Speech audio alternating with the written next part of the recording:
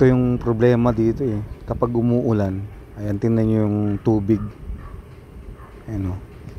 Kailangan meron kang bota. Sa English yata, rain boots. Kailangan yun kapag lulusong ka dyan. Ayan. Dahil kakatapos lang ng ulan, mamaya-maya niyan, uulan na naman. Masarap mag ngayon, lugaw at saka yung pansit. Kain kaya ako ng pansit saka lugaw. Tama. Ayan, pansit tig 70 pesos.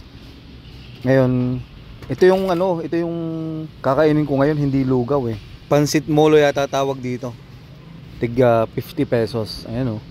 Sarap na sarap si Grace diyan. Ang init. Sarap mga kaibigan. Almusal na tayo. Ayun oh. Tingnan. Up. Tumatakas ah. Op. Tagal naman. Ayun. Sarap mga kaibigan. Guys, sa lahat ng mga kakainin nyo, huwag nyong kalilimutan na uminom ng tubig ha. Marami sa inyo tamad uminom ng tubig eh.